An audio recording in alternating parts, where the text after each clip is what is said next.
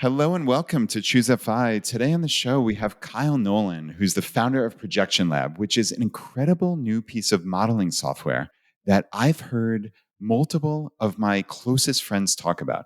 People like Brandon, the mad scientist, Chris Hutchins, people that I really trust. And it just got on my radar.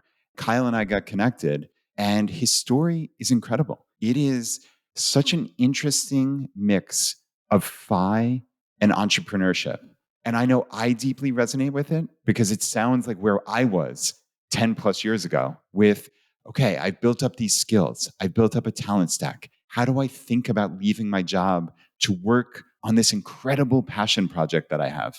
I think you're really going to love his story. And we're going to certainly touch on Projection Lab and how we can all get value out of that as well. This is going to be a really good one. With that, welcome to ChooseFI.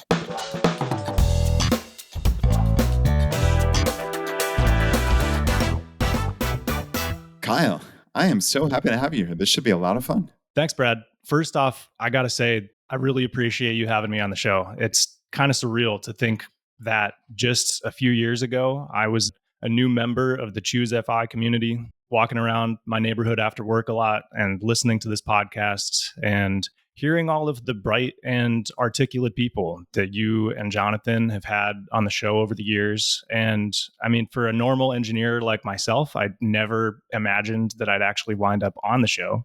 And it's a real honor, and I'm happy to be here. That is really awesome. Yeah, I'm glad you're here. And it's amazing what you're doing to move the community forward with this incredible piece of software. So it's just such a wild thing how this all just kind of moves forward. Like you said before we hit record, you got the courage by hearing the stories on the podcast, right? Like, how do you turn your passion into something real? Like, you had this idea for this need in the world and you made it happen. Like, that's what's so wild. So we're going to get into that certainly. But let's start at the beginning. So you are an engineer by trade. And I'm curious, like, where did your work career start? Where did your FI career start? What was the intersection of that? Yeah, so let's see. I'm a software engineer with about a decade of experience.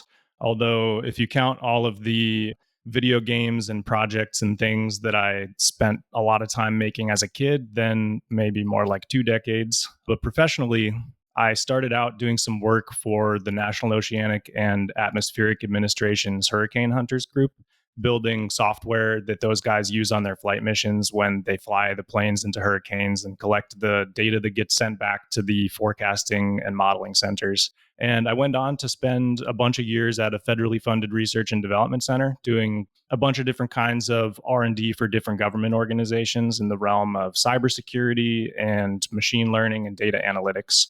And I think it was in my mid 20s where I learned about the financial independence community and started getting my own act together, really financially. So I read and listened to a lot of the classic books and blogs and podcasts, ChooseFI chiefly among them.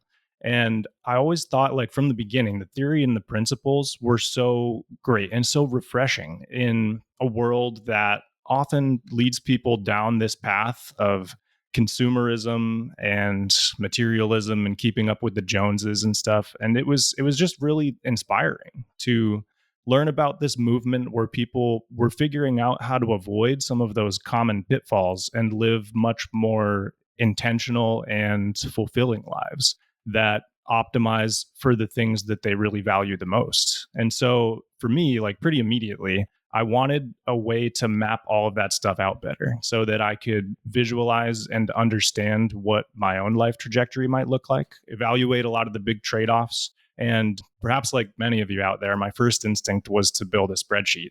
And I realized pretty quickly that what I actually wanted was a much more elegant solution than that. So I took a look at some of the existing software out there because I figured that there should already be something that just did everything that I wanted. But I couldn't find that perfect tool, the one that checked all the boxes that I had personally. And so over the past 3 years, I've bootstrapped ProjectionLab initially as a side project, and as of a few months ago as my full-time thing, into a pretty full-featured financial independence planning tool that can hopefully meet you wherever you are on your personal journey towards financial independence, whichever flavor of that appeals to you. Yeah, I definitely want to dive into what flavor appeals to you personally, because I'm curious how you use the tool and how you project out your own five. But we'll get to that later. So Brandon, the mad scientist, called Projection Lab, quote, the most beautiful financial planning tool I've ever seen. And I know Brandon for years in random Skype calls, this is how dated it is, like Skype calls him and I used to have. He's so fanatical about like making things look beautiful as he envisions it. And for him to call Projection Lab that the most beautiful financial planning tool I've ever seen, that says a lot. So it's interesting that, you know, you talked about how do I make something visually appealing? So I feel like that's a thread we're going to come back to, but I cannot move past, first off, the Hurricane Hunters. Holy cow, that's super cool.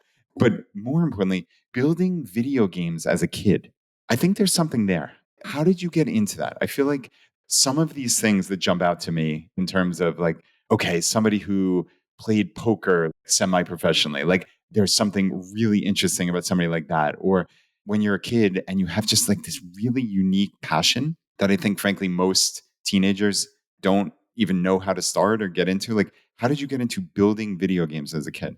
Yeah, I would say for me, that first experience was going over to a friend's house, and he didn't even care a whole lot about it at the time, but like he had this basic game development environment that I saw and it just blew my mind. And I was like, I need to spend time with this. I need to learn how to make things like this. And ever since I was a kid, I've just had this passion for being able to take something that's just an idea in your head, use technology to create an interactive and entertaining experience and share that with people. I love that. To be able to like bring something to the world, to fruition that you've created yourself, right? Like there's so much to be said for that. I'm curious, and this might not be something you have like an easy answer to, but there are a lot of parents out there listening to the show.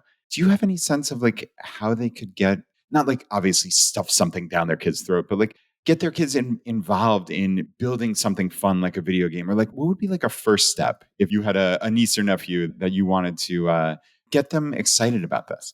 Well, I think there's a wealth of learning resources out there now. And that's one of the really cool things about the proliferation of like technology and the internet, which I've kind of seen over my lifetime, I guess. Like, I still remember as a kid when my dad had a pager, and that was like the pinnacle of technology that brought people together. But like, I guess I'm realizing I should have done some research on learning resources for software and engineering and technology. I have a whole bunch of FI recommendations, of course. But I think like at the end of the day, it comes down to finding something that's a natural interest, like something that sparks an interest with your kid, because that's not something that I ever would have gotten into if I hadn't found it naturally and realized that it could be a passion. I don't know if this is particularly helpful, but maybe another angle on it for me is that I grew up in the kind of household that prioritized like you should get outside and play baseball or, you know, go do something else instead of being stuck on the computer learning programming for many hours a day. And I think maybe the fact that it was like time boxed for me almost as this like treat that I got to do for a certain period of time made it seem like all the more enticing. I'm not sure I would recommend that as like a as like a traditional learning pathway. It's just maybe one of the quirks of like my experience. Yeah.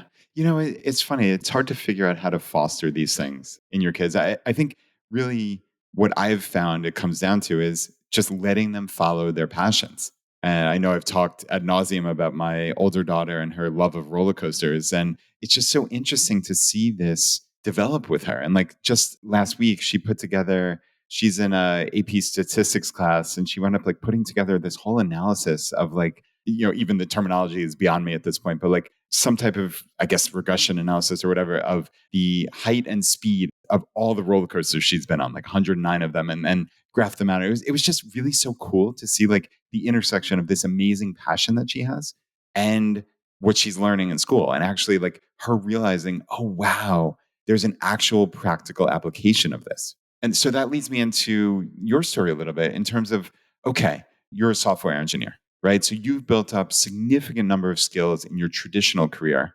And then you kind of on the side started your own thing. And I'm curious about like the intersection of like that talent stack that we've always talked about. Like, how do you think about the skills you've built in your day job, if you will, which your former day job, I guess, at this point, and getting started with a side hustle, if you will? Well, I suppose over the years, I've always had these little side projects and things that I would build that were just passion projects. And initially, this started out as one of those for me. I didn't know if it's something that I wanted to monetize. I didn't really have much experience with monetizing projects because I really just built things for fun. So, I mean, I've had like dozens or probably hundreds of like projects and little video games and things that I've made over the years. And I never tried to like take one of those and turn it into like a real company because it was always just for the fun and for the passion of it. And maybe also like some of you out there, I didn't totally realize at the time the true value of all the skills that I had built up over the years and that I really could set out on my own and build something that other people in the world would value and eventually be able to make that a full-time thing. So, as far as Projection Lab is concerned, like building the initial prototype that I had and putting that out there in front of the hacker news community was kind of like the pivotal moment for me because I posted it there on a whim. I came back an hour later and my email inbox was like blowing up in a way that I had never seen before.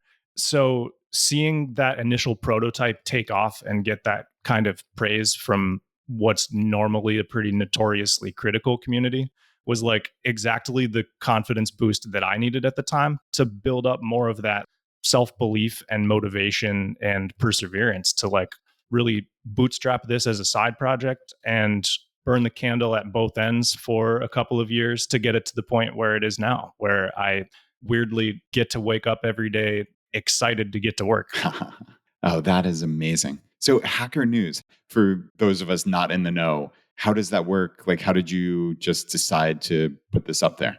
It's sort of like a news aggregator for tech oriented people. It's like one of the few places on the internet that still has like a shared front page experience, which I always found kind of cool. Like in this age of ultra personalized feeds and engagement algorithms and stuff, for me, that site has always been kind of refreshing because it's just the community getting together and choosing like what stuff to bubble up to the top because it seems like it's relevant in the world of technology and software and a whole bunch of other things.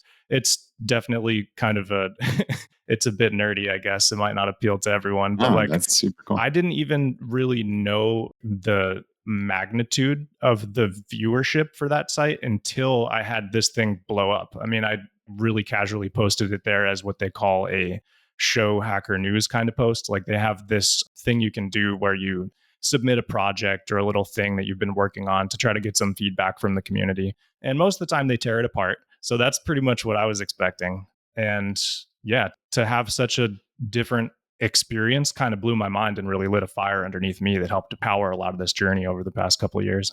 Wow.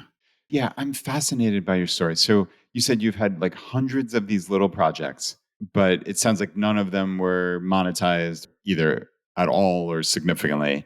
But then you somehow got the courage, seemingly on a whim, but I'd love to dive into that a little bit more. Like on a whim, put this on Hacker News. I feel like you must have had some sense. Like, what brought this in your own mind? What gave you the courage to put it on Hacker News? Because I feel like there's something there that can really benefit the community because there are a lot of people, Kylie. I mean, you know this. You've heard how many countless stories on ChooseFI, and like a lot of people get stuck with fear and indecision, and they don't know what to do to take that step. But you took a step and put yourself out there for, like you're saying, this notoriously difficult community who probably rip apart, it sounds like 98 out of 100 projects. What gave you the courage to do that? Well, I think honestly, a part of it for me was hearing all of the stories from folks on podcasts like ChooseFI talk about how it's worth investing in the things that you really enjoy doing and seeing if you can take something that's a passion and make it a real thing. I was like, I need to stop just playing around on the side and really give it a shot. Yeah, that is really, really interesting. I'm still stuck on like the hundreds of side projects. Were they just for fun? Was it like learning skills? Did you think any of them could be businesses? Like, what was substantively different about Projection Lab than all those other things that came before? Yeah, I think for me, the thing that made the biggest difference was the headspace with which I approached this project. It really was being able to frame it as like, hey, let's try to build something for real this time. And it was hearing so many other people's stories about how they were able to take something that was a passion or an interest and eventually grow it into a real thing. And I'm probably at risk of repeating myself there, but that was really what made the difference, was the mental side of it. It was like, hey, let's take this seriously. Let's see if I could grow this into something. Yeah, that so deeply resonates with me and my own story. And I think there are a lot of different types of entrepreneurs. And it sounds like, Kyle, you and I are kind of clued in on the same path here together, in that I'm not like a burn the boats type of person. For me, it was like, okay, I want to prove this to myself. That's what I always thought in my own head. Like, I want proof of concept for myself. So this was going back, for people that don't know my story, to my original personal finance website called richmondsavers.com. Terrible name, beside the point. But I had built up this travel rewards coaching service that was free. And I was making like a little bit of money, Kyle. I mean, it wasn't much. It was like $1,000 a month or something like that. But man, that was all the proof of concept I needed, because that was like a half hour a day that I was able to allocate to it during the workday, if you will. And this story is long and convoluted, and we're not going to get into it now. But I proved it to myself. And then I knew, all right, there's something here. And also because I've been following this path to financial independence for so long, at that point, it was 10, 12 years of my adult life. I had saved up a lot of money. We weren't FI, but at the beginning of Richmond Savers, we were probably, I don't know, somewhere between 10 times and 15 times our annual expenses. And I'm just doing that roughly from memory. It wasn't like FU money necessarily, but it gave me that peace of mind that, oh, wow, I've got some runway here. Like, I can actually test this, and I won't have to look back on my life 70 years from now and say, oh, I wish I had the courage to do that, or I wish I would have done something different. Like, I actually can do it. And I'm curious, like, if that, what I know about you, if that resonates with you at all. Oh, that absolutely resonates with me. I think looking back, I probably should have made the jump to full time on this sooner, because I think a lot of the traditional kind of like entrepreneur oriented type people, once they see a project like this get some traction, they're like, all right, I'm all in, let's do this. But I've always been a little bit more risk averse. And it was also scary to like take a step that I knew could make my own projections in the tool look a little bit worse. I mean, I guess you could say like the moment where I decided to really go all in on this was last fall. I presented ProjectionLab at FinCon at their fintech startup competition. And my closing bit was that if it was selected as an award winner, then I would leave my day job and do this full time finally. So in the end, I didn't leave myself too much of a choice. But looking back, it was a lot more of a gradual process than that, building up to the point where I felt comfortable taking that step.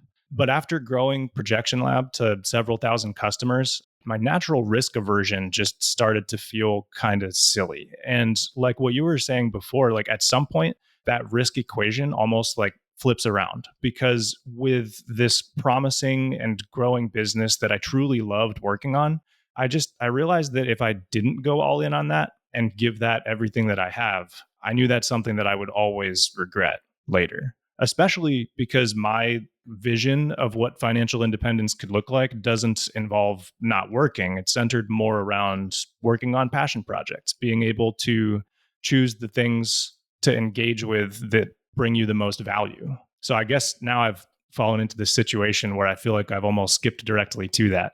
And since taking that step, I haven't looked back. And like I said, I realized I probably should have done it sooner. And it's pretty amazing now being able to wake up like literally every morning excited to get out of bed and have my coffee and get to work and take something that I love and try to make it a little bit better every day. And I feel so grateful to all the early adopters and the customers who've supported me on this journey so far and continue to make all of that possible.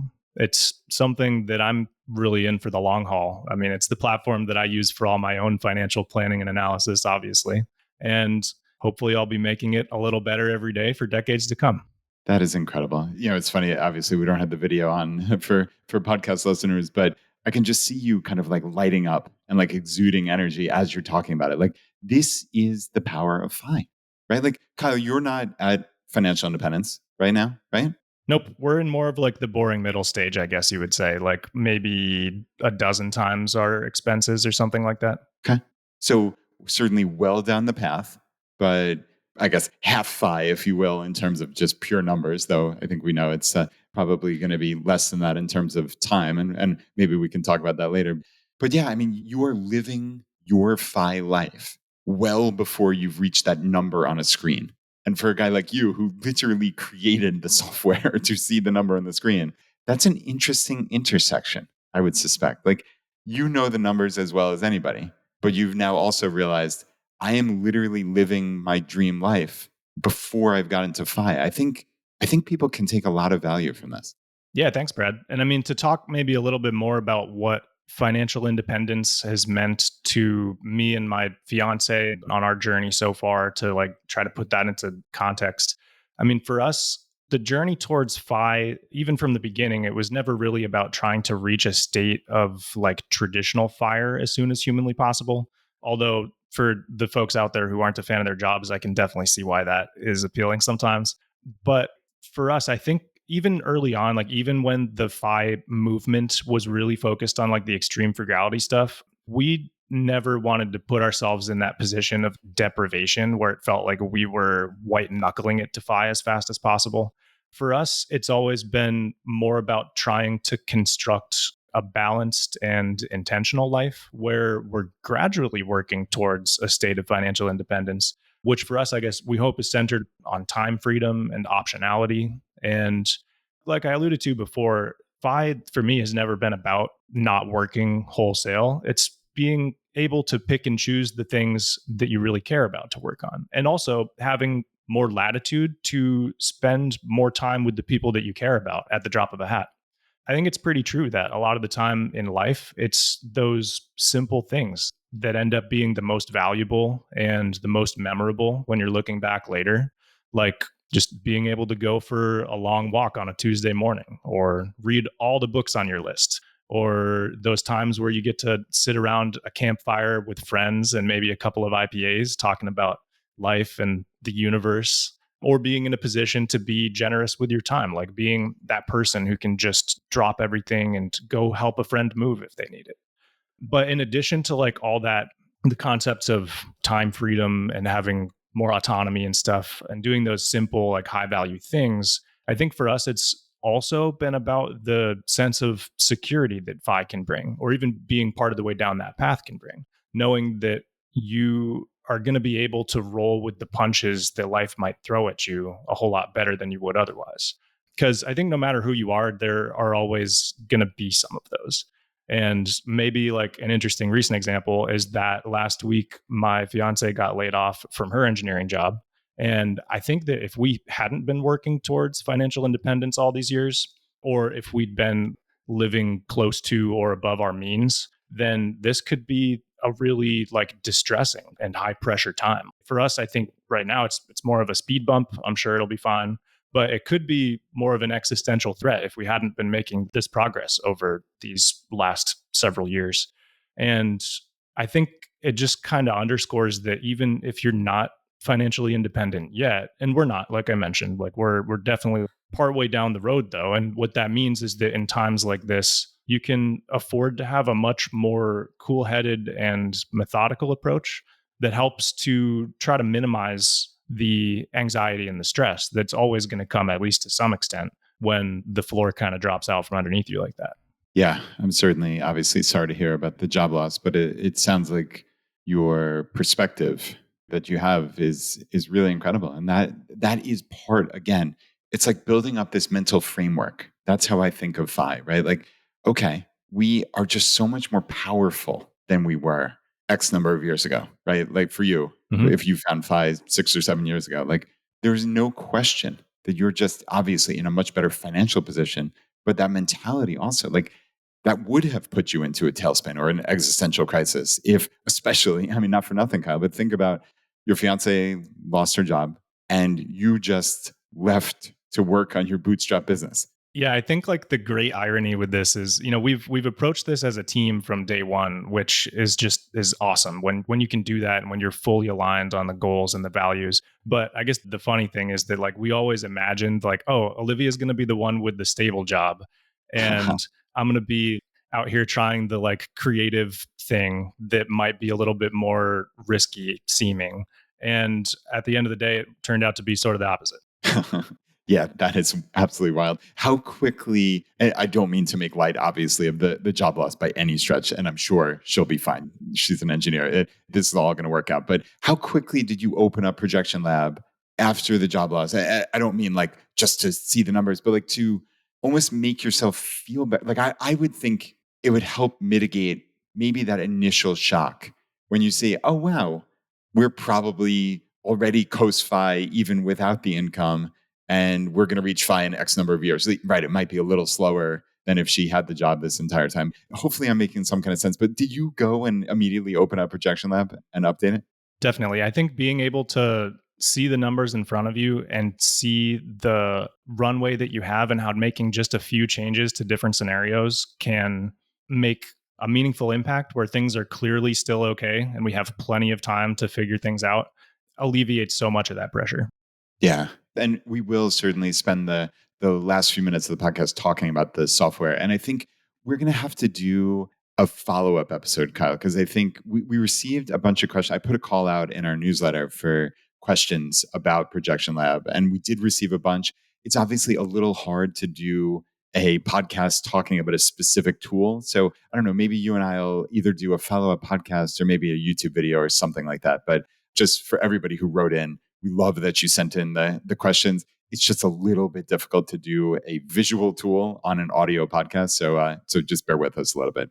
So Kyle, I think this is what I'm actually most curious about Projection Lab. So when I was talking to Chris Hutchins months ago, he was talking about like, oh, you can put in like little events that might not be so little, right? Like, oh, my daughter's going to college from X year to Y year, and then the Mhm. younger one's going, and then oh, we're expecting to pay off the mortgage in this year. Like this might be common sense and commonplace to you who have lived and breathed this for 3 years, but like even just hearing something like that, I was like, oh, I love the granularity of that. That's really neat. So I guess just like from a really high level, let's talk about Projection Lab, and then we'll kind of let my curiosity go from there, and I'll probably pepper you with some questions. But obviously, with Olivia losing her job, you were able to immediately go in and just kind of change the model up. Like, talk us through that and then the overview, if you will. Yeah, sure thing, Brad.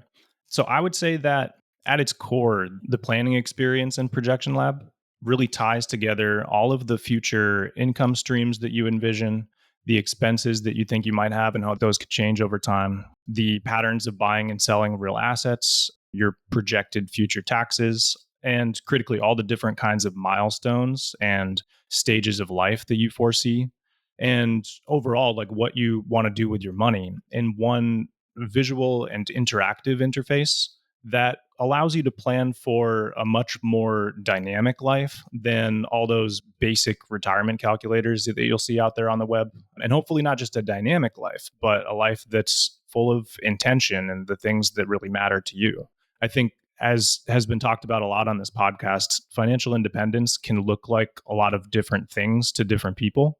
And I think one of the common undercurrents there is that you really don't have to live one of those cookie cutter lives that follows the social conventions and norms and like what you see other people doing around you. Like instead, you have this opportunity to choose to identify the things that really matter to you in life and put together a plan to try to optimize for that stuff. And so that was really front and center in my mind when I built Projection Lab. And it's a tool that can hopefully meet you wherever you are on your journey towards financial independence. And I think also that, like, for a lot of folks who are just starting out, some of the simple guidelines like the 4% rule can be a really great place to start to begin to like grapple with the numbers and what your journey might look like. And personally, I found myself pretty quickly wanting to push beyond some of that like general research and things like the Trinity study and create something where you can plan out exactly what you think your future income streams and expenses and stages of life are going to look like over time, and essentially like empower you to conduct your own study where you can gauge what the spectrum of outcomes might look like for a plan that's actually personalized to you and what you care about. And so that could include things like planning for traditional fire or lean fire or fat fire or coast fire, barista fire, any of the other flavors that you and Chris Hutchins talked about on that Spectrum of Five podcast. And of course, you can also run scenarios like if it could be better to rent versus own in the area that you're in, or if maybe you should first prioritize investing more versus paying down existing debt that you might have, or things like, hey, when could I drop to part time in the future? Like, what impact would that have? What would happen if we moved to a state with lower taxes potentially? Or maybe you want to explore what it would be like to take a sabbatical or some time off from work to travel the world. Whatever that path through life is that you dream of, I wanted to build a platform that was flexible enough to really capture that, where you could explore the different possibilities and the trade offs and ultimately help people like me build up the confidence to do what they really want to do in life. Yeah, that is really, really cool. I love it. It's funny because I'm jotting down questions and you're literally answering them before I get a chance to ask them, which is great. Maybe that's a function of me having listened to too many of these episodes. You can read my mind after 650 episodes. So, right, like even something like moving abroad, if you wanted to do that for X number of years, you can model that out, right? Like you said something about travel. Yeah, you could create a milestone, add some tax consequences to it. There's a whole bunch of different options. It's pretty flexible and customizable. Yeah, that's cool. So milestone in some of the videos that I watch, that seems to be a term that comes up. How do you define milestone in the software?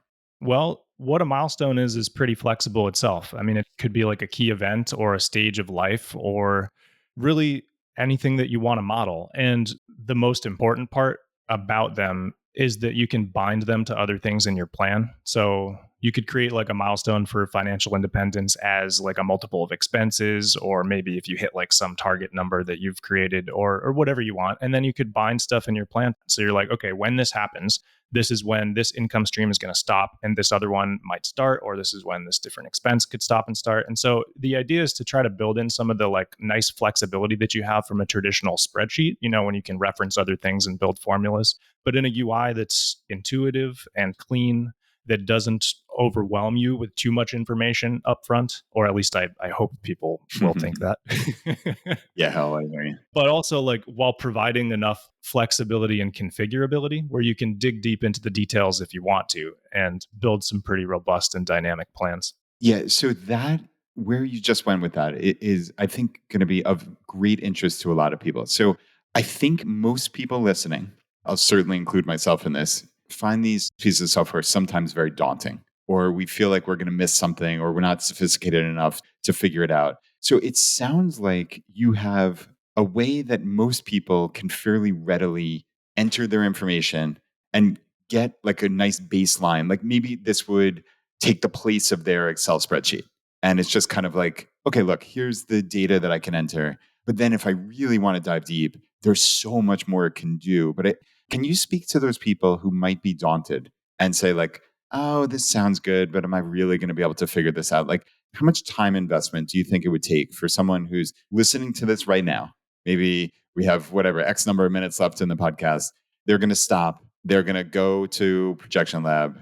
How quickly do you think realistically they could get up and running? Well, it depends on which path you want to take. So, if you want to get up and running as fast as humanly possible, there is a sandbox that you can jump into just to kind of like see what the interface looks like, pick a canned example to just launch into and play around with. But what we usually recommend is the normal walkthrough, which starts out with capturing some of your initial conditions like accounts and balances and things, and then moves into creating a plan. And I mean, from the very beginning, I've just put a lot of time and energy into trying to craft a modern and responsive UI that's not overwhelming, that's fast and fluid and detailed when it needs to be, like if you want to dig for it, but that isn't overwhelming to hop into and get started with. So in the sandbox route, I mean, you can get into something in about 30 seconds if you want and see the full interface like populated with an example, or the normal walkthrough, maybe like 10 minutes. Wow. Okay. Well, certainly 10 minutes is nothing. So that's really cool. And then, right, obviously you can dive extremely deep and model out all these other things. But I'm curious. So I just spoke with Mike Piper about a follow-up episode on Social Security. And I think that's going to be of great interest to the community. And I'm curious how Projection Lab thinks about Social Security, because I think, frankly, like a lot of us in the FI community put in a big fat $0 for when we think about Social Security, which I mean is really pretty silly. I think most people think the worst case scenario, obviously we can never know the future, but the worst case scenario is about 70% of current benefits. Is Social Security modeled in the software? Do you have to put it in? Can you put like a discount of, hey, I think even worst case, I'm going to be paid out 70%? Like, how does one enter Social Security, or how do you think about it in terms of ProjectionLab? Yeah, so that's just one of the income streams that you can enter, and it's totally up to you, really. We try not to have a prescriptive approach when it comes to modeling things like that, because as you point out, different people have different assumptions that they want to work with. Plus, sometimes it can be fun to just toggle things on and off and see what level of impact it really has at the end of the day. Gotcha. And maybe like another angle, sorry, this is going to drift a little bit from the social security topic, but No, it's great. another angle that might be interesting to touch on is that from the very beginning, the community around the tool has had a huge stake in my development process. I really try to listen super closely to what people are asking for and do my best to evolve the tool based on what seems like it would help the most people and align with that long-term vision of making complex like financial planning a lot more accessible and intuitive to more people. So there's like a Discord community that I built up to accompany the tool. There's also a whole bunch of like training resources and other things that we're continuously adding to over time. I mean, the interface itself is sort of self-documenting. Like there's a lot of pop-ups and pieces of information and educational scaffolding that can kind of help guide you through if you need that bit of hand holding. But there's also like a YouTube channel that we've started with some videos and tutorials. There's a glossary of financial terms. And really, the Discord community is, I think, one of the coolest things because so much of the stuff that I build comes directly from the things that people propose and suggest and discuss on there. Throughout my whole life of creating projects and sharing them with people, it's like talking with users and customers. That's one of my favorite things. So it's something that I do every day. And maybe it stems from that passion we talked about. However, since I was a kid, I really like taking stuff from the realm of ideas and figuring out how to manifest that in the world and share it with people. So yeah, I always listen really closely to what the community is saying and appreciate everyone who's contributed votes and discussion to that community and also the public roadmap. Yeah, that is super cool. So, right, if you're listening to this and you sign up for Projection Lab, you can join the Discord community. Kind of that's what you're saying, right? And literally interact with you and ask questions and put in, hey, I would love to see this. And I just don't see it in there yet. Yeah, there probably aren't too many products out there where you can hop into the community and like at the founder and they'll actually respond. But yeah, that's one of the things I love to do. And I think maybe another thing that's interesting to touch on there is that one of the cool things about being like a small but growing bootstrapped company, like rather than a big like venture funded company, is that there's nobody that's applying that pressure to achieve hyper growth. Like there's nobody coming in with that growth at all costs kind of mindset and telling us that we need to become like the next big tech unicorn or die trying. Like instead, I really love being able to focus on building a sustainable business and a community around it that grows at more of a natural pace where I always have the bandwidth to treat customers like royalty and keep a real laser focus on ensuring that everything that I build is aligned with their interests. And I think if you look back through like the release history and changelog and stuff, you'll see that the vast majority of the features that I build come directly from the community and the public roadmap. Huh. Yeah, I mean, treat customers like royalty. That's it's hard to go wrong with an ethos like that. This so ties into.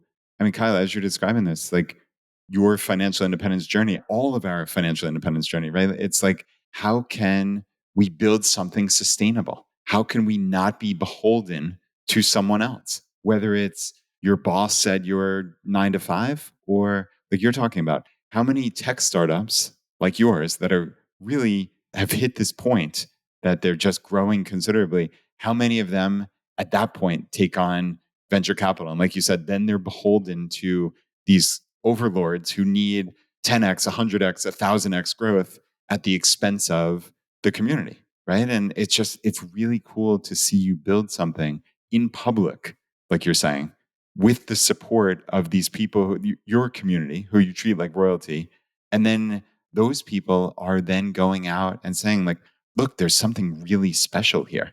And it's pretty rare. I mean, Kyle, like, obviously, I've seen a lot of these tools over the years, and I very rarely heard people talk about something as highly, down to my friend Adam, who lives around the corner from me, who's in the financial independence community. I think he's a early member of your Discord, and he's like, "Oh, Kyle is amazing. I always ask him all these questions, and it's so cool to see." I'm paraphrasing, obviously, very loosely, but like, it's so cool to see him build this with our suggestions. And when you get a community of especially early adopters, of people who are really passionate about something, it's amazing what you can build. Yeah, absolutely. And maybe another interesting point to note along those lines is that as a totally bootstrapped product, I don't have one of those like big marketing budgets where I can just run a ton of ads and get customers by force. It's like all the growth that Projection Lab has seen so far pretty much has been product led, meaning that I basically have my head in the sand most of the time, like coding and talking to people and trying to figure out like how to make this a really good tool that people like. And so the fact that it's grown while I've spent all my time doing that is pretty amazing. And it's thanks to all of those people that have gathered around it and shared it with friends and family. And so I guess for anybody listening, know that if you do decide to do that, that's literally what's made the difference between this just being, another one of my side projects from the past and a real thing like it is now. And I feel super honored that thousands of households out there have chosen to use Projection Lab to help accompany them and chart their course towards financial independence. Kyle, I was actually just curious about like how you enter the data. And like, I think a lot of people get hesitant about connecting all of their accounts to tools like this. I know I've heard that a bunch of times with like Personal Capital in years past. And also like, not for nothing, but like people at the software company also being able to see like, oh, I just put my entire financial life into like how much money I'm making, what my net worth is. Not that like you're sitting there like looking at my Projection Lab login, but like, how do you think about data security? How should people think about like, do they connect accounts, or is it just simply a data input? So data entry, as far as like current balances and stuff, is a manual thing right now in Projection Lab. And that's an interesting topic because I think when it comes to long term planning, it's kind of critical to realize that stuff like current balances is just one small piece of the puzzle. I mean, in a lot of other tools that I've tried, and I tend to hear this from customers a lot too, there's often upstream like authentication and syncing issues and stuff. And when that happens, like a lot of the time it's faster just to get in there and update things yourself rather than deal with trying to figure out what's not syncing and why. And for some people like myself, and I think I actually remember you talking about this maybe in the episode with Chris, it can sometimes be kind of fun to like get in there and get hands on with the numbers and like set a routine where you periodically kind of take stock of everything, like plug in your updates and see how those affect your long term projections. Now, if you go to the public roadmap, you will see that account linking is one of the most upvoted things on there. And it is something that I plan to add an option for, like as time allows. But what's interesting is that for a lot of our customers, we've actually seen this kind of mindset shift where for a tool like this, you really spend the vast majority of your time building a plan for your long term future and experimenting with that plan rather than like fixating on all the latest daily stock price fluctuations, which can sometimes be a source of noise and distraction when you're trying to get a sense of the long term picture. I should mention that Projection Lab does already have a plugin system though. So you can use that to like sync balances from some other tools. And the community is starting to build more integrations. And that's something that will definitely expand over time and add more capabilities in general as far as integration. But I think the focus and the mission is on making long term, like full life financial planning more accessible, more visual, more personalizable, and hopefully more fun too. But I've drifted a little from the original question here, which I think was on the topic of like data privacy and security and reliability and stuff. And I think that's like data privacy and security for me, it's been such a huge focus ever since the beginning. Like something, maybe to zoom out for a second, like something that's kind of bothered me about some other platforms out there is when you have a product that's like technically free, but oftentimes maybe you're really the product because like behind the scenes, they're doing stuff with your data. And so I wanted to do things the old school way here and just focus on making good software with straightforward pricing that helps people and tries to make a positive impact in the world. And of course, follow the industry standard practices for security and encryption and automated testing and stuff like that along the way. Also, on that topic, like for a platform like this that people look to when they're making big life decisions, it's crucial to provide accurate and reliable results. And so from the beginning, I've taken a lot of time to build thorough testing and secure coding practices into the development process. And that's something that I do have a background in from my time doing R&D for various government organizations. For instance, like for any change or new code that gets added to the ProjectionLab code base, there are thousands of automated tests, things like unit tests and integration tests, regression tests, tests that actually compare like the output for specific scenarios to known output from other tools, tests for all of the like cloud platform resources that are involved.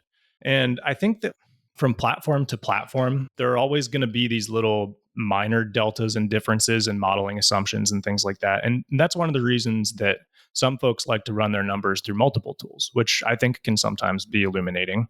And to that end, like I try as much as I can to make the results as explainable and transparent as possible with traceability behind the numbers that are presented. And I mean, at the end of the day, quality and security and integrity are something that I care deeply about. And I think another one of the things that might be interesting about this is that from the beginning, I wanted to put users in direct control of their data. So you can choose whether or not you want anything synced to the cloud because you don't have to. You can just use your browser's local storage or manually import and export things to flat files. And there's actually even an option where you can self host your own totally private, independent deployment of the entire app if you want. Oh, wow. That's incredible. Okay. And that's fairly straightforward to do? You might need to know your way around the command line, but there's a repo with a lot of instructions. And I've actually had people who've never used like the command line or Git before go with that version and get it stood up without any issues. Okay. Well, that is absolutely fantastic. One thing that a couple of people wrote in about, and seems like one of the maybe the centerpieces of the projection itself, is like your chance of success or your success rate. And I'm curious, like if you could explain that a little bit. This might be a little too in depth to truly dive into on a podcast, but I think Kyle, what a lot of people just really want to know is like, am I on track? Is this going to happen for me? How do you think about that success rate? Because I know this is something that is quite important in the software. Yeah, sure. So there's like your normal, like your standard planning mode where you can choose from a few different kinds of assumptions when it comes to things like growth rates and inflation. Like you can choose to use like fixed rates, or you can use some particular historical sequence, or you can even like add in your own custom sequence of returns if you want to explore something specific. So like when you're first building your plan and entering stuff in, that's the context that you'll see things in, and you'll be able to make changes, see the results reflected right away in real time instantly.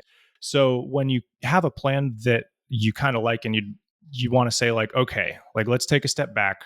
We know that in the real world, fixed rates of return and inflation are not a thing.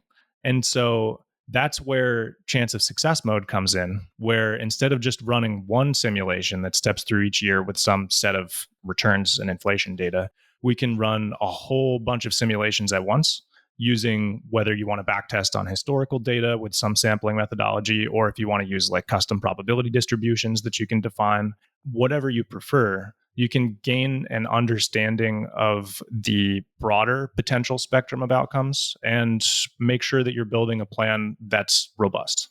As for what exact success rate you should be happy about, that's kind of up to you. I think I've heard so many different perspectives on it. And I think that at the end of the day, it comes down to like what your natural level of risk tolerance is, and like also how flexible you're willing to be when it comes to things like your expenses or your withdrawal rate in retirement, or if not retirement, whatever FI is to you. So for some people, they might say, hey, I'm not willing to pull the trigger on my next move until I'm at a success rate of like 90 or 95% or something. But like for me, I think I'm usually more comfortable as long as it's like, I don't know, 80-ish or something like that. Sometimes I debate about renaming chance of success mode actually, because in any of those individual trials that fail, and you can actually like drill all the way into those, and for any given scenario that doesn't work out, you can be like, okay, what happened here? And go in there and take a look. I think that when you start to think about the sequence that's playing out in those years in front of you, you're like, okay, in real life, I would make some adjustments here, you know? So instead of say 20% representing failure, sometimes I like to reframe that and say, in those 20% of cases, I probably had to make some adjustments. Yeah, I like that. So, Kyle, the definition of failure in this regard, I think people are going to be curious. What does that mean precisely? Yeah. So the baseline for a chance of success mode is like, let's say that it spits out an 85 or a 90. That means that like maybe in 10% of scenarios, you ran out of money. You depleted your portfolio earlier than the plan was supposed to end. But of course, you can customize that stuff to some extent. Like you can define different categories of outcomes and then see those outcomes broken out in the results. Gotcha. Okay. And I like that you said that, you look maybe for somewhere in the 80s in terms of chance of success rate. Whereas I think and I fear that a lot of people in the FI community are working too long to try to get as close to 100% certainty that they're going to be successful, however that boils down to. And I think what a lot of people that I've had on the show have intimated is that probably means they're going to die with their highest net worth. And I wonder, and there's no answer to this because every single person is different, obviously, but would you counsel people to go against maybe their instincts? Because I suspect a lot of people's instincts would be, I want that to say 100, right? Like without giving advice, obviously. But what would you counsel someone who maybe has that thought process? And maybe what's a more realistic chance of success that you would advise shooting towards? I think principally what I would counsel people to do is read the words of a bunch of people who are probably smarter and wiser than me, who've thought really deeply on these topics. Some of the resources that I found super influential were like Simple Path to Wealth by J.L. Collins, Your Money or Your Life by Vicky Robin, The Psychology of Money by Morgan Housel is good. I also like Die with Zero, Retire Before Mom and Dad. I mean, I could go on. I've devoured a lot of the financial independence content out there, the stuff that initially inspired me. And I think that like if you spend enough time with the literature on this subject, then you start to realize that achieving that perfect 100% success rate also comes at a cost. Everything is like a balancing act. And being able to use a tool to like see what that spectrum of possibilities looks like and how things could play out is hopefully a helpful step on that journey of figuring out like what are you really comfortable with and what do you want your life trajectory to look like. Hey, Kyle, I'm curious just to kind of go back to your entrepreneurship journey. So, I mean, you bootstrapped something that most people don't have the wherewithal or like don't bootstrap successful pieces of software. What's been the most challenging part of this whole journey for you? I think far and away for me the most challenging thing is that there's only a certain number of hours in the day. From the beginning, time management has just been so crucial, especially starting this as a side project for a few years. Like my time has always been extremely constrained, which means needing to get really good at identifying the things that are actually going to move the needle and executing on those efficiently. But I think like another angle on it is that there's kind of no way to do something like this that doesn't involve at least some element of sacrifice, at least for a while. For instance, and maybe to many, this won't sound like a particularly difficult sacrifice, but a kind of tough decision for me, like towards the beginning, was giving up video games because I have a group of close friends that likes to play a few nights a week. And it really is a great way to stay in touch and stay a part of each other's lives across distances. But trying to build and grow a complex technical project like this meant that there just wasn't time. So maybe someday I'll come out of retirement, so to speak, and rejoin the squad. But I think to the disappointment of my friends who might listen to this, that's still a ways off. And then for a different spin on that, like during the first couple of years where I was really burning the candle at both ends, like every day, not taking weekends, and then not so shockingly, discovering that I had high blood pressure for the first time in my life, like that was a bit of a wake up call for me that, yeah, you might need some element of sacrifice, but there are some things that you can't afford to sacrifice. So, like going forward, I've made sure to carve out time like every single day for exercise and well being, because what's the point of any of this stuff if it comes at the cost of your health? And not to mention that, like, if you do take the time to really prioritize exercise and make that a part of your routine in a rigid way that you're not willing to sacrifice, it's going to increase your overall productivity and your focus and your creativity. There's a whole bunch of different kinds of benefits, and it's not something that you can afford to neglect for an extended period of time. Yeah, it's amazing how people still think like the old school, like, I'm going to work 90 hours a week and sit at my desk for 14 hours a day. Like, that's a path to success. That's just such antiquated thinking. I think it's just like deep work, focus, like actual focus time as opposed to just grazing time or when you're exhausted or when, like you said, you are walking 1,000 steps a day instead of 8 to 12,000 steps like you want to, or exercising or getting out in the sunlight, right? Like, all of these things are critical and we don't do them at our own peril. And I mean, you're like, just looking at you, you're a young, fit guy. And to see that you had high blood pressure not all that long ago, like, that's a wake up call, right? That's a wake up call for you. That's a wake up call for all of us that like stress is there for us, especially when you're not prioritizing your health and your fitness. And then you realize, okay, you have this exogenous shock of like, oh man, in your case, you're a young 30-year-old guy, like, I got to do something or this is not going to trend well from here. Yeah, it's funny because I always thought that I was somebody who wouldn't run into those kinds of issues when it comes to like balancing health and fitness with work, because I never had in the past, like with my traditional career. But this one was sneaky because I really, really loved what I was doing. So all that time that I spent working and frantically like trying to get as much done as possible, as efficiently as possible, I kind of like didn't notice that I had put health and fitness in the back seat. So yeah, to your point, it was a wake up call. Yeah. Well, I'm glad you're on the right path now. And I guess to kind of close this out, I'm curious, like, the one thing that's been nagging for me is how the heck did one person make a piece of software like this? Like, how did you do this? There's a reason why most of these pieces of software have tens of millions of dollars of VC money behind them because it's freaking difficult. Kyle, how did you do this? Well, it's definitely difficult. That's not a lie. I think in the end, it's kind of surprising what you can build if you stay focused on something over a long period of time. Like if you can find a problem to really lock onto that you care deeply about, like where you go to bed thinking about it, you find yourself like coming up with new algorithms in the shower, and where you just like show up every single day to make progress because you want to. Over a long time, that can compound into something pretty meaningful. It's kind of similar to the concept of like the aggregation of marginal gains, right?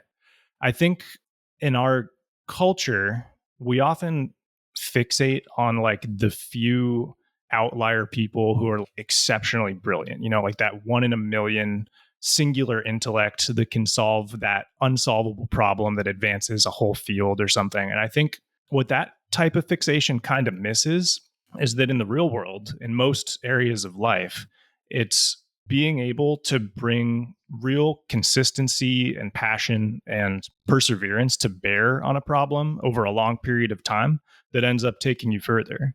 And you really don't have to be like the most gifted person out there. Like, I'm sure there are tons of people way smarter than me, but if you're willing to just relentlessly show up every day to work on something that you truly love, where you naturally want to obsess over quality and commit to making that thing a little better every single day, you'd be surprised what all those little improvements can add up to over a long period of time. Like they can have a similar kind of compounding effect to the kind of compounding that we talk about in investing.